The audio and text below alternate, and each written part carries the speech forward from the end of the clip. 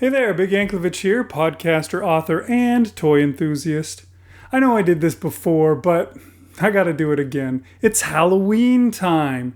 The time when you think, is that eerie moan really the wind whistling through the trees or something else? Hi, Shaggy, thank you.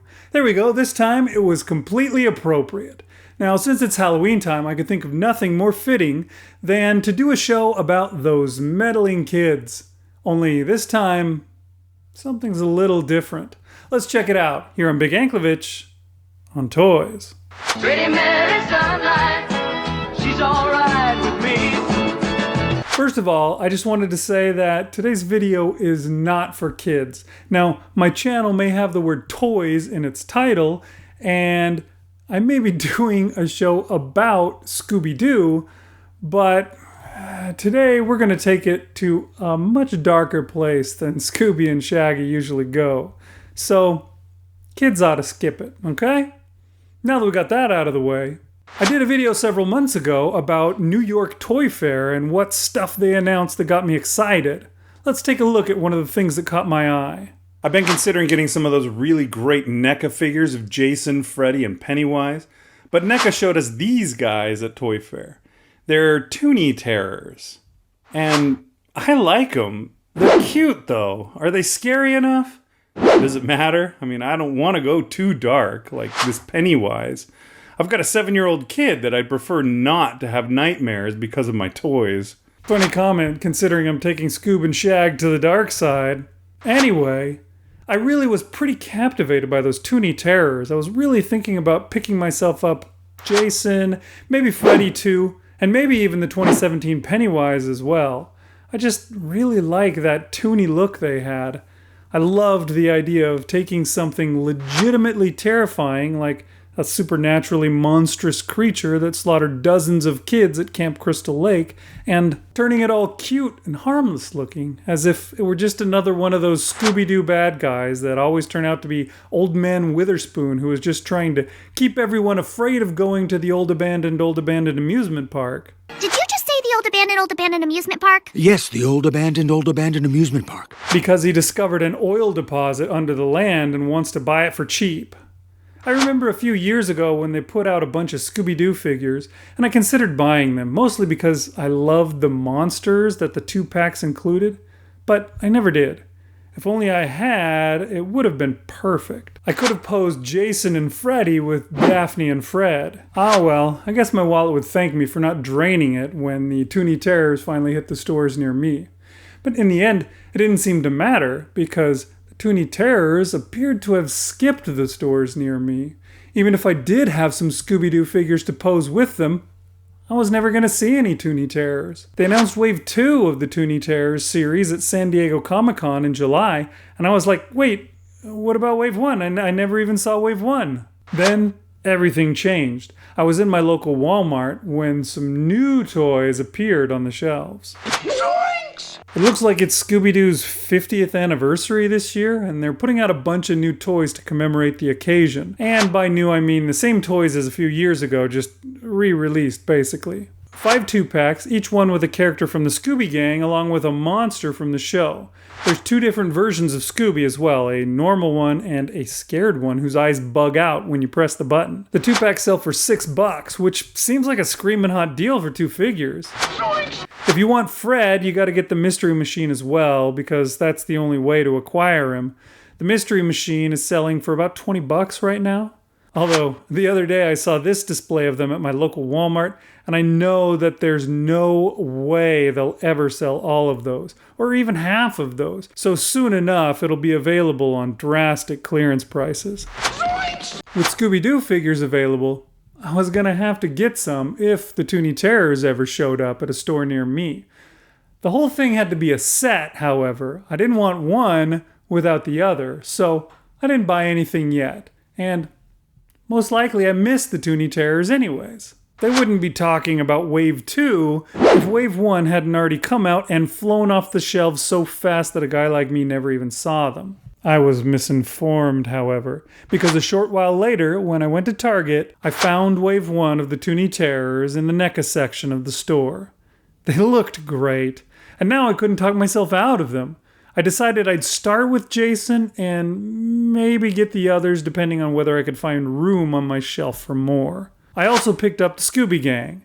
They could be had for pretty cheap, so I couldn't say no. And now Halloween is here. It's time to do something awesome with these guys on my spiderweb-covered shelves. I had an idea I wanted to try.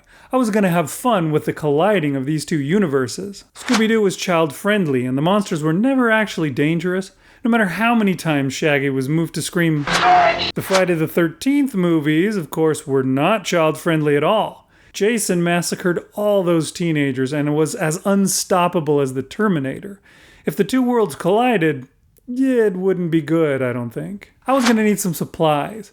Now, I kind of like these Scooby-Doo figures, so I didn't want to alter them too significantly. Paint would be too permanent. But I thought that I might be able to achieve what I was after non-destructively using Play-Doh. I wouldn't need much.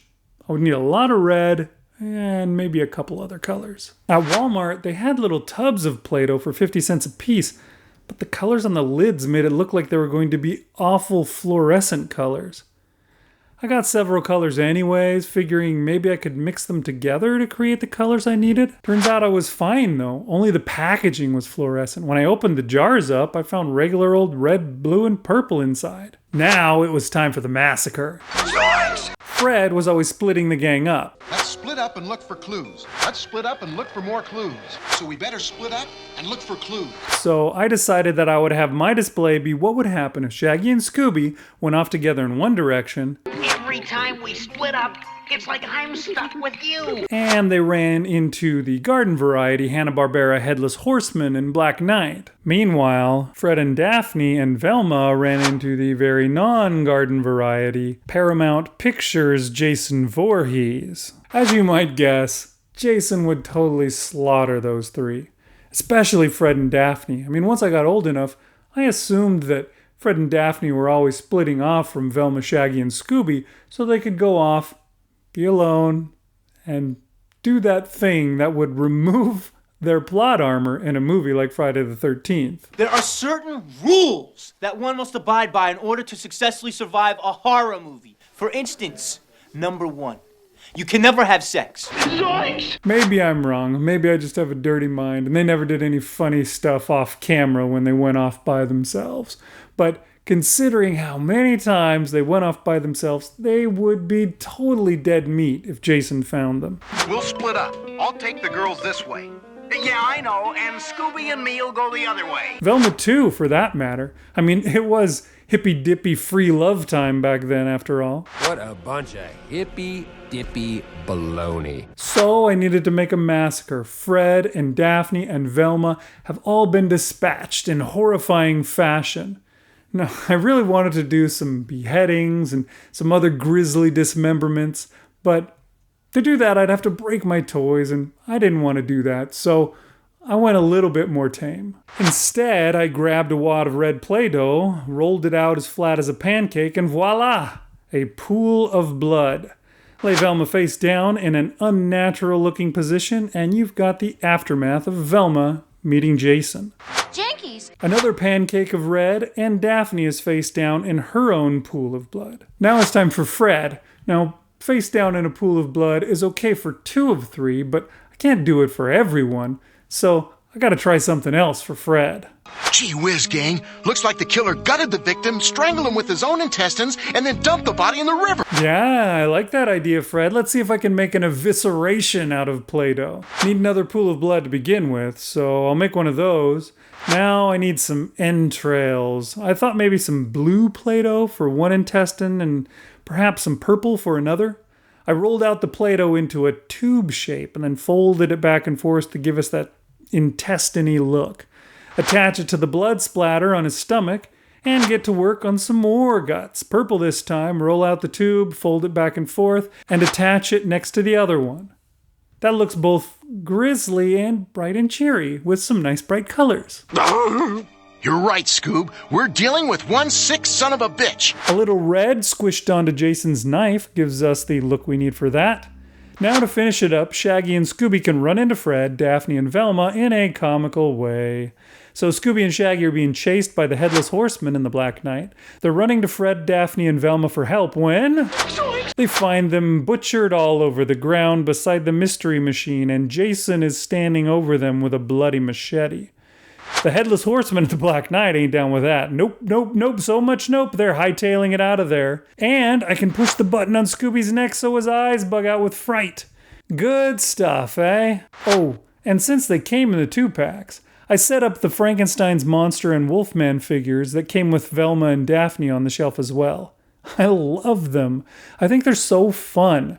So how could I leave them off just because I didn't have space for them in the Friday the 13th massacre scene? There you go. Scooby-Doo meets Friday the 13th. And a happy Halloween, everyone. God bless us, everyone. Thanks for watching. I hope you enjoyed the show. If you did, why not click the thumbs up button? And if you want to see more, why not subscribe to the channel? Alright, I'll see you next time on Big Anklevich on Toys.